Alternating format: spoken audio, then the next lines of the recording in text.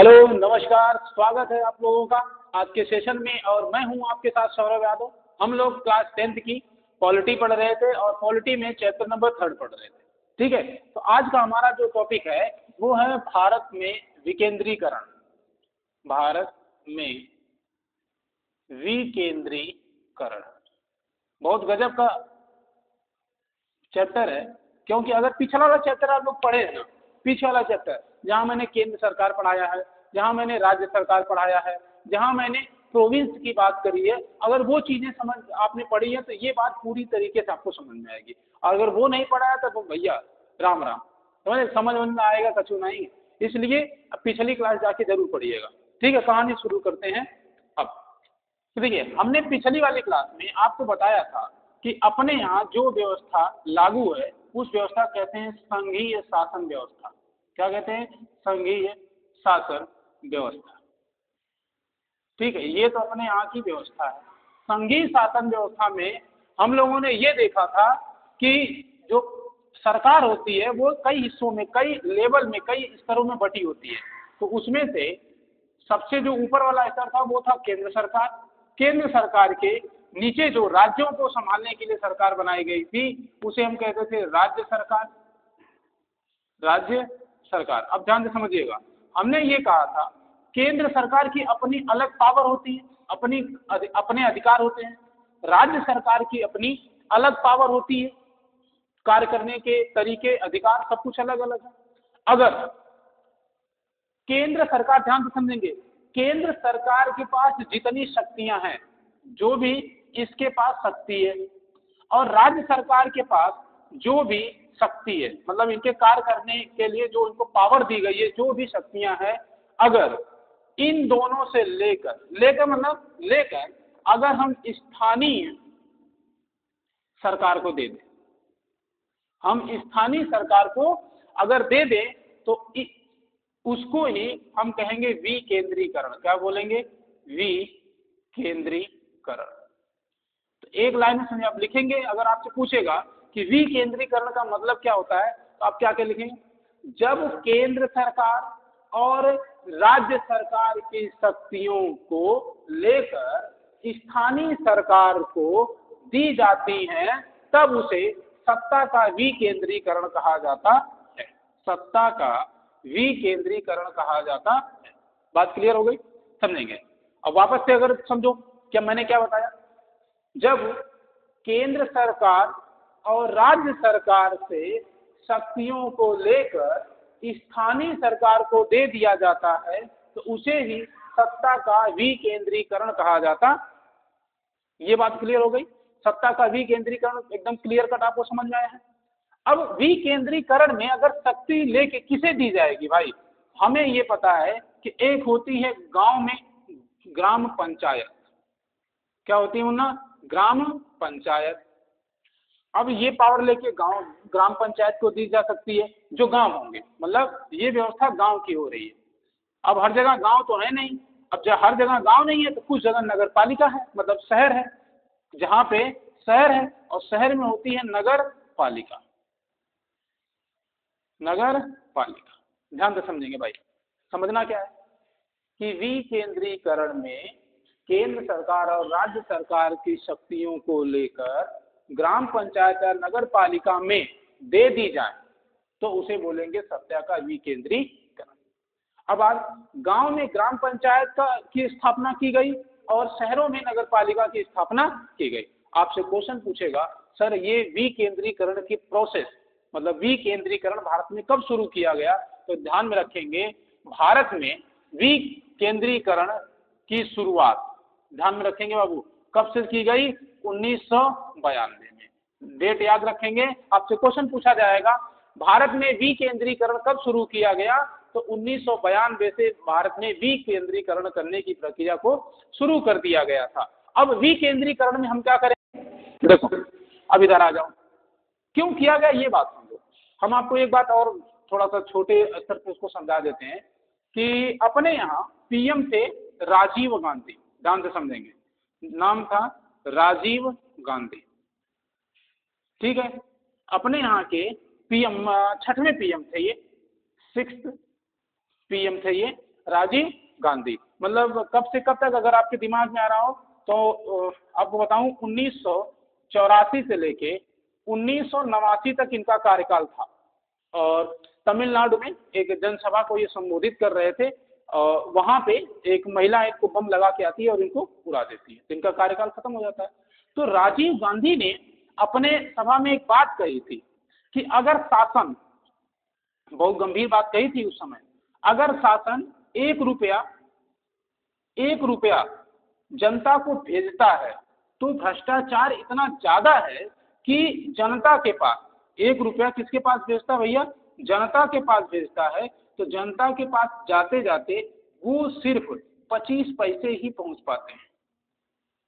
समझ रहे हैं क्यों ये बात उन्होंने कही थी? उन्होंने इसलिए कहा था कि अगर शासन 1 रुपया भेजता है 25 पैसा पहुंचता है, क्योंकि केंद्र सरकार और राज्य सरकार के नीचे कोई ऐसी और संरचना नहीं है कि जो यहां से भेजे गए रुपए पैसे को पूरा ले जाके जनता के बीच खर्च कर सके, कोई है ही नहीं बीच में, जिसके कारण ये बात उन्होंने उस समय कही थी। ध्यान में रखेंगे बाबू, राजीव गांधी एक बहुत सुलझे हुए व्यक्ति थे, बहुत गजब के व्यक्ति थे, एकदम सुलझे शांत स्वभाव के प्रधानमंत्री। लेकिन अब तमिलनाडु में इनको बम से उड़ा दिया गया था एक महिला के द्वारा। इन्होंने भ्रष्टाचार के लेके उस समय एक बात कही थी कि शासन जब 1 रुपया जनता को भेजता है तो जनता के बीच कोई है नहीं जो उसको सरवाइव कर सके, उसको फैला सके, उसको पूरा ले जाके दे सके, तो जिसके कारण भ्रष्टाचार के कारण सिर्फ 25 पैसे ही पहुंचते हैं। बाद में अब कहानी आती आगे, तो 1992 में देखो 89 तक है, 90 2 साल के बाद ये किसकी शुरुआत की गई, विकेंद्रीकरण की शुरुआत की जाती है। ध्यान में रखेंगे किसकी शुरुआत की गई, विकेंद्रीकरण की शुरुआत की गई। विकेंद्रीकरण में हम लोगों ने ग्राम पंचायतों का गठन किया, हम लोगों ने नगर पालिका का गठन किया। यहां तक अगर आपको समझ में आ गया तो अच्छी बात। अब स्थानीय स्वशासी निकायों को चुनाव करवाया जाएगा। अब शुरुआत करेंगे, शुरुआत के लिए भाई अगर आप गांव में प्रधान बनाते हो तो आपको वहां पे चुनाव करवाना होगा, चुनाव करवाना होगा।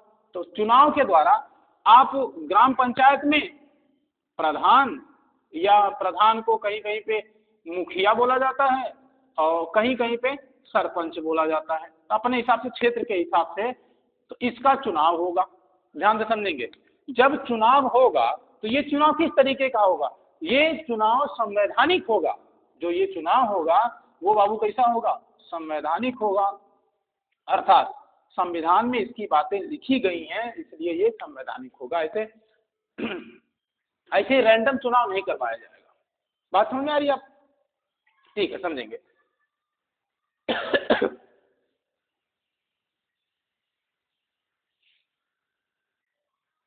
ठीक, सॉरी बीच में थोड़ा सा कुछ गड़बड़ हो गया था उसके चक्कर में, खैर ठीक है, वापस आते हैं। तो भारत में विकेंद्रीकरण की शुरुआत 1992 में हुई और ये कहा गया कि चुनाव करवाया जाएगा। गांव के स्तर पे अलग चुनाव होगा, नगर पालिका के स्तर पे अलग चुनाव होगा। चुनाव करवाया जाएगा जो चुनाव संवैधानिक होगा। अर्थात इस चुनाव को करवाने के लिए राज्य चुनाव आयोग की स्थापना की गई।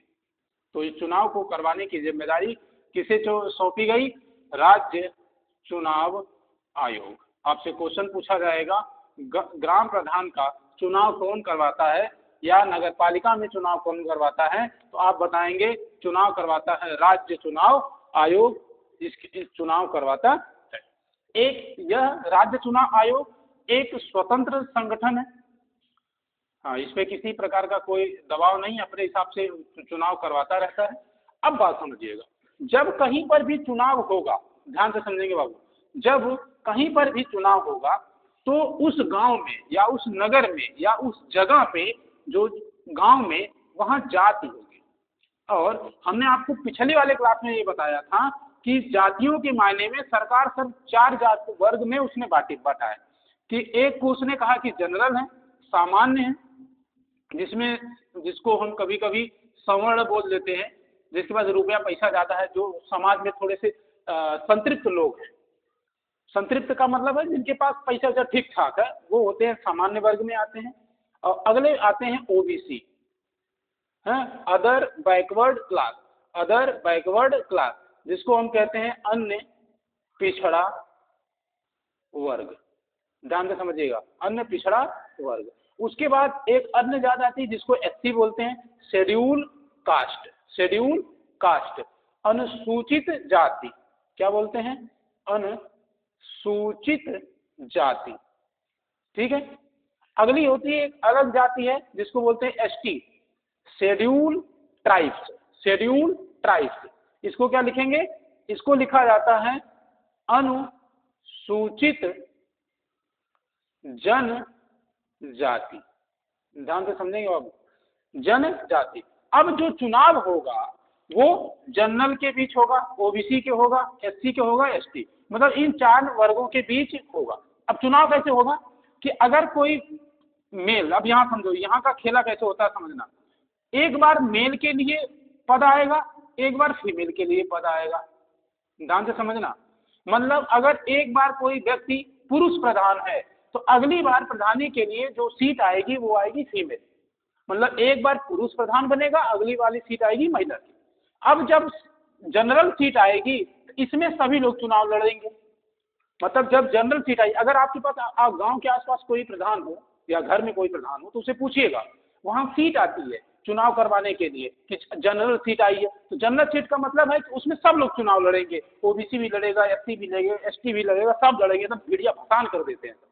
बहुत खतरनाक लड़ाई होती है भाई गांव की, मतलब गांव की राजनीति, मतलब गांव की प्रधानी जीतना आसान है और मुख्यमंत्री का चुनाव जीतना कठिन है, ऐसे समझ जाओ। बहुत बहुत बाउंडर होता है गांव में, आप रहते हैं देखते होंगे।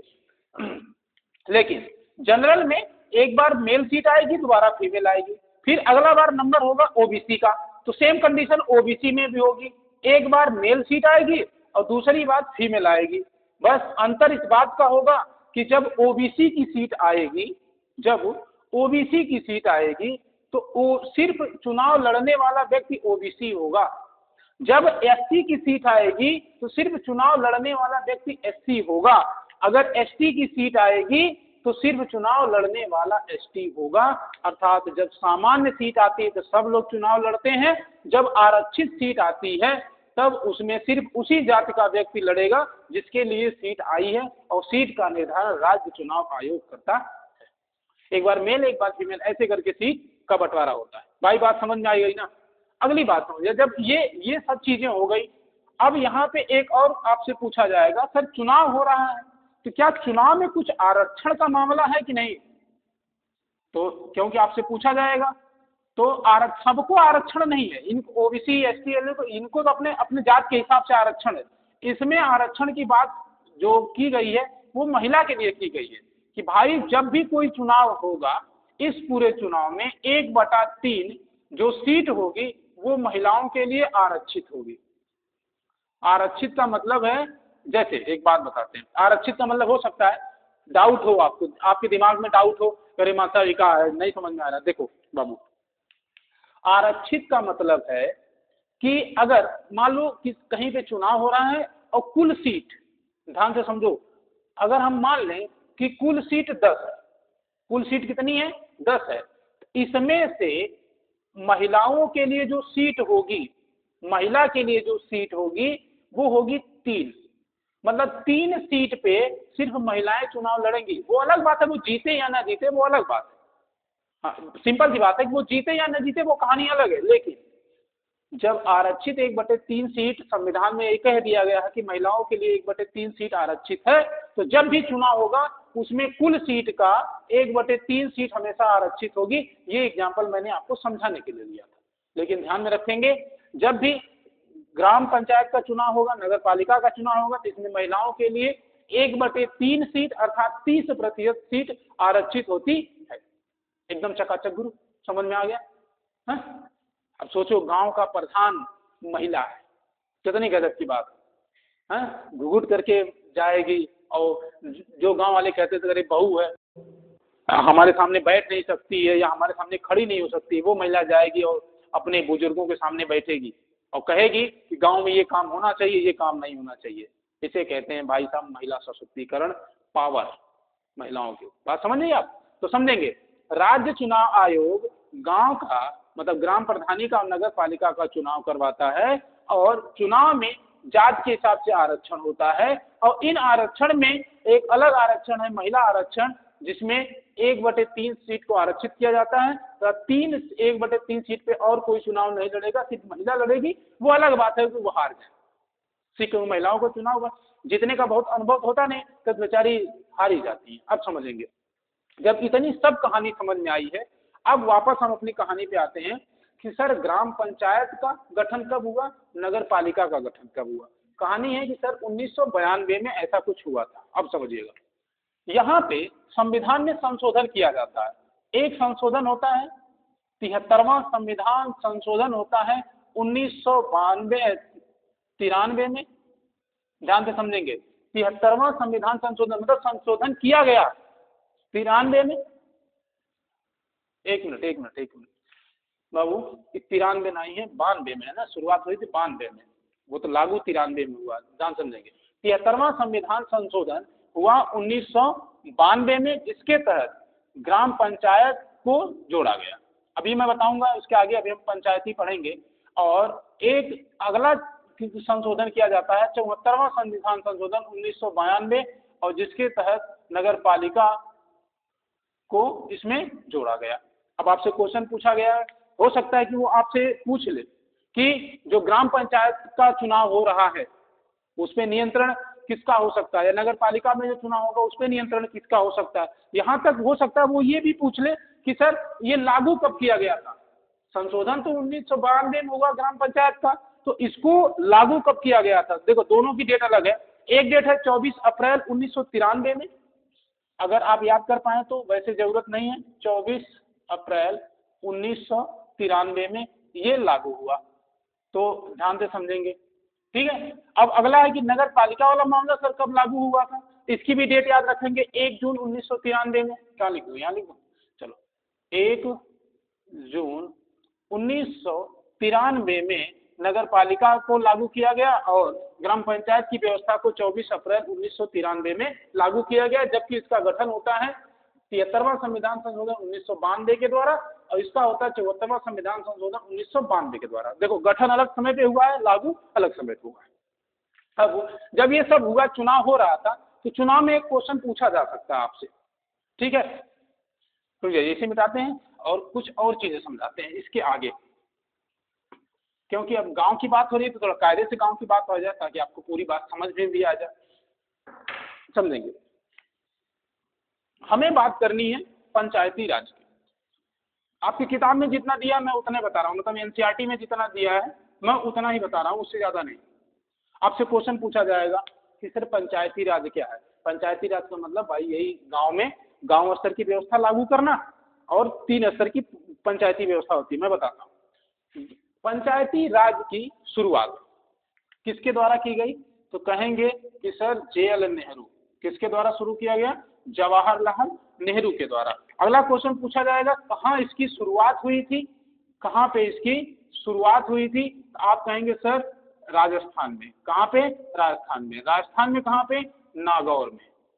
कहाँ पे, नागौर में। अब आपसे पूछेगा पंचायती राज की जो डेट, जिस डेट को शुरू किया गया था वो डेट कितनी थी। आप बना डेट लिखेंगे कि कब इसको शुरू किया गया था, तो 2 अक्टूबर 1959 को। अब पूरी लाइन समझेंगे, मैंने शॉर्ट में लिखा, आप समझेंगे।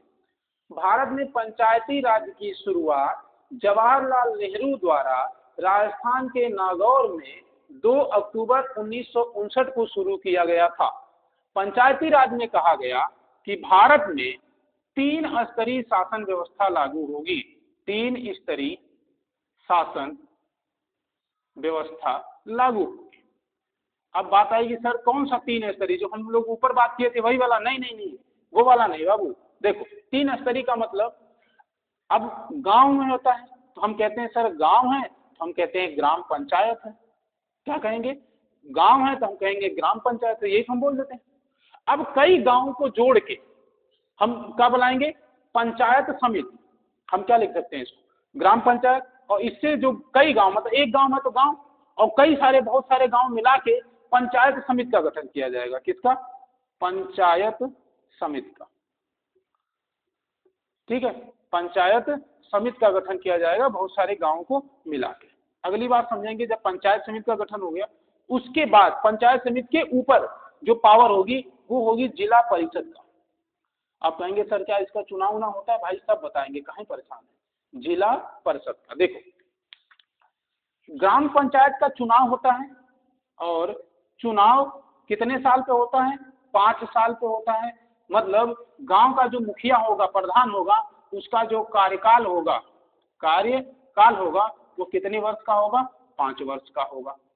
पहली बात तो ये हो गई। उसके बाद जो पंचायत समिति का, मतलब आप ऐसे समझ जाओ, जो ब्लॉक प्रमुखी का चुनाव होता है, हम इसे क्या कह देंगे? ब्लॉक प्रमुख। हाँ, इसे हम कह देंगे ब्लॉक प्रमुख। ब्लॉक स्तर पे जो प्रमुख होता है वो पंचायत समिति का होता है। अगला है जिला परिषद में होता है अध्यक्ष। कौन होता है? अध्यक्ष। देखो, इसका जो चुनाव होता है वो जनता के द्वारा किया जाता है, डायरेक्ट। मतलब जनता जाती है, प्रधानी का चुनाव में जनता जाती नहीं भाई। हाँ करे अब की बार हम प्रधान बनने जाती है ना वोट लगाने, तो प्रधानी का चुनाव किसके द्वारा होता है? जनता के द्वारा होता है। जबकि ब्लॉक प्रमुखी का चुनाव, ब्लॉक प्रमुख का जो पंचायत समिति का अध्यक्ष होता है, उसका चुनाव अप्रत्यक्ष रूप से होता है। अप्रत्यक्ष रूप से मतलब इसमें जनता मतदान नहीं करती, इसमें जनता मतदान नहीं करती भाई, नहीं करती है। तो ध्यान में रखेंगे, ब्लॉक प्रमुख के चुनाव में डायरेक्ट जनता मतदान नहीं करती है। इनको चुनने के लिए गांव में होते हैं बीडीसी। कौन होते हैं? ये लोग जाके ब्लॉक प्रमुख का चुनाव करते हैं, बहुत पैसा लेते हैं मत देने का, वोट देने का। बीडीसी वाले मतलब एकदम खुश हो जाते हैं, अब की बार ब्लॉक प्रमुख का चुनाव होगा, हम जो चुनाव लड़ेगा उससे पैसा लेंगे। अगला होता है जिला परिषद या जिला अध्यक्ष का चुनाव होता है और इसका कार्यकाल भी 5 वर्ष का होता है। ध्यान में रखेंगे। अच्छा, इनका भी कार्यकाल 5 वर्ष का होता है। ब्लॉक प्रमुख का कार्यकाल 5 वर्ष का, इनका भी 5 वर्ष का, इनका भी 5 वर्ष का। और ये जनता के द्वारा डायरेक्ट चुने जाते हैं, मतलब इसमें जनता मतदान करेगी। अब पूरी बात समझ लो कि इस 3 स्तरीय शासन व्यवस्था में गांव में चुनाव होगा, चुनाव में जनता भाग लेगी, जो कितने साल पे होता है? 5 साल पे होता है। अर्थात मुखिया या प्रधान का जो कार्यकाल होता है वो 5 वर्ष का। उसके ऊपर जो समिति होती है वो पंचायती समिति होती है, जिसका मुखिया ब्लॉक प्रमुख होता है। इसका भी कार्यकाल 5 वर्ष का होता है। बस इसका चुनाव जनता नहीं करती है, इसका चुनाव बीडीसी करते हैं। गांव में अगर जिसके घर प्रधान रहेंगे उसको पता होगा। अगला है जिला परिषद का अध्यक्ष, जो मुखिया होता है अध्यक्ष बोलते हैं। इसका भी कार्यकाल 5 वर्ष का होता है, लेकिन इसमें जनता डायरेक्ट जाके मतदान करती है। अब यहाँ से आपसे क्वेश्चन पूछा जाएगा।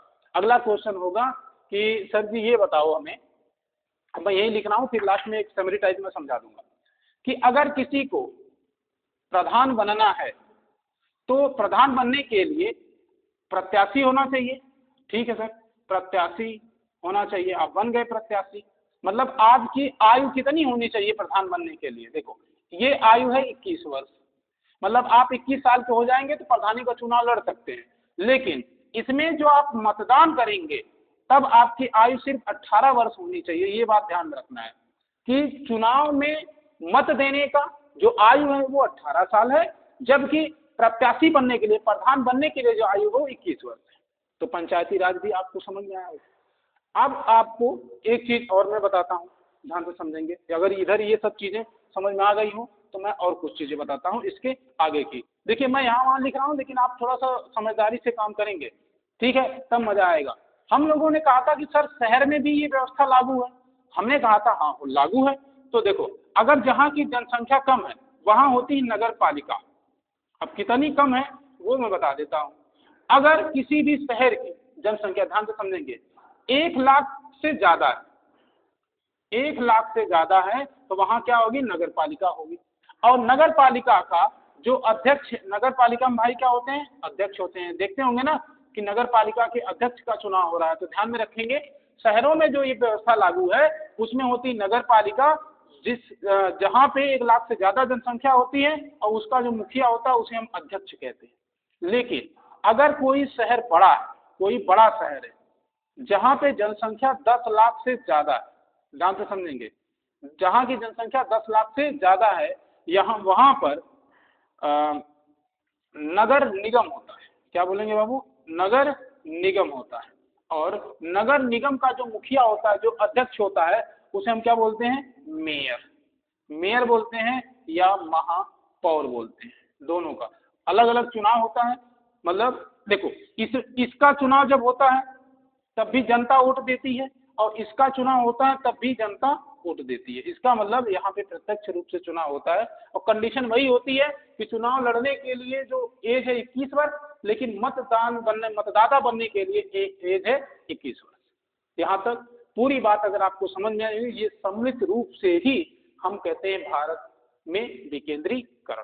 अगर पूरी बात आपको समझ में आ गई हो तो ठीक है। एक बार लास्ट में हम लोग समरी एक समझ लेते हैं पूरे तरीके से, किस तरीके से हमने क्या क्या शुरुआत से पढ़ा था, ताकि आपको एक डेटा पूरा क्लियर हो जाएगा। ठीक है, मैं आपको बताता हूँ हम लोगों ने क्या क्या पढ़ा था, कैसे पढ़ा था। हमने कहा कि हमने पढ़ना है भारत में विकेंद्रीकरण। हमने कहा था भारत में जो प्रमुख है वो केंद्र सरकार, उसके बाद है राज्य सरकार। केंद्र सरकार की अपनी अलग शक्ति होती है, राज्य सरकार की अपनी अलग शक्ति होती है। जब इन दोनों शक्तियों को किसी तीसरे के पास, हम समझेंगे, किसी तीसरे के पास दे दी जाए, मतलब स्थानीय सरकार को दे दी जाए, किसे दे दी जाए? स्थानीय सरकार को ये पावर दे दी जाए, तो उसको ही हम बोलते हैं विकेंद्रीकरण। पहली चीज हो गई। दूसरी बात, हमने इसी के बाद आपको बताया था कि विकेंद्रीय करने के लिए स्थानीय सरकार के रूप में हम लोगों ने ग्राम पंचायत का एक व्यवस्था बनाई, और एक व्यवस्था बनाई हम लोगों ने शहरों में जिसकी व्यवस्था होगी नगर पालिका की हम लोगों ने व्यवस्था की थी। उसके बाद विकेंद्रीकरण की के लिए सबसे शुरुआत जो हुई 1992 में, क्या किया गया था? 1992 में 73वां संविधान संशोधन 1992 किया गया, जिसके तहत ग्राम पंचायत को जोड़ा गया। जबकि ये व्यवस्था लागू कब होती है? 24 अप्रैल 1993 को लागू होती है। अगला संशोधन किया गया 74वां संविधान संशोधन 1992 में, जो नगर पालिका संबंधित है, और ये व्यवस्था लागू होती है 1 जून 1993 में। अब जब ये चुनाव होगा तो ये संवैधानिक होगा। संवैधानिक इसलिए होगा क्योंकि इसका चुनाव राज्य चुनाव आयोग करवाता है। अब इसके चुनाव में मुखिया होंगे, प्रधान होंगे, सरपंच होंगे, ये सब होते हैं। अगर आपको चुनाव लड़ना है तो आपकी आयु होनी चाहिए 21 वर्ष, और अगर आप मतदाता हैं तो आपकी आयु होनी चाहिए 18 वर्ष। अब पंचायती राज के बारे में देख लो। हमने कहा पंचायती राज की शुरुआत जवाहरलाल नेहरू ने राजस्थान के नौगढ़ जिले में 2 अक्टूबर 1959 को शुरू की थी। पंचायती राज में 3 स्तरीय शासन व्यवस्था की व्यवस्था की गई है। पहला स्तर है गांव, दूसरा स्तर है पंचायत, तीसरा स्तर है जिला। मतलब गांव में जो व्यवस्था होगी ग्राम पंचायत, जिसका चुनाव जनता करती है और 5 साल के लिए करती है। और उसके बाद है पंचायती समिति का प्रमुख होता है ब्लॉक प्रमुख, जिसको चुनने का काम बीडीसी करते हैं, ये भी 5 साल के लिए होते हैं। तीसरा है जिला परिषद, और इसके अध्यक्ष होते हैं, मतलब मुखिया होते हैं, अध्यक्ष मतलब जिला अध्यक्ष बोलते हैं उनको, 5 साल के लिए। इसमें डायरेक्ट जनता मतदान करती है। अब आ जाओ शहरों में जो व्यवस्था लागू की गई थी, अगर वहां की जनसंख्या 1 लाख से ज्यादा है तो नगर पालिका होगी, और नगर पालिका के अध्यक्ष को नगर पालिका अध्यक्ष बोलते हैं। इसमें जनता डायरेक्ट चुनाव करती है। अगला बड़ा शहर है, कोई बहुत बड़ा शहर है जहाँ की जनसंख्या 10 लाख से ज्यादा है, तो वहाँ नगर निगम होता है, और नगर निगम के मुखिया को मेयर या महापौर कहते हैं, जिसका चुनाव प्रत्यक्ष रूप से जनता करती है। अगर इतनी बातें आपको एकदम सही सही याद हो गई हैं, तो आप पंचायती राज के बारे में या भारत के विकेंद्रीकरण के बारे में एक भी प्रश्न गलत नहीं करेंगे। ठीक है, तो बाकी बहुत सारा प्यार देने के लिए आप लोगों को बहुत बहुत शुक्रिया। Thank you. जय हिंद।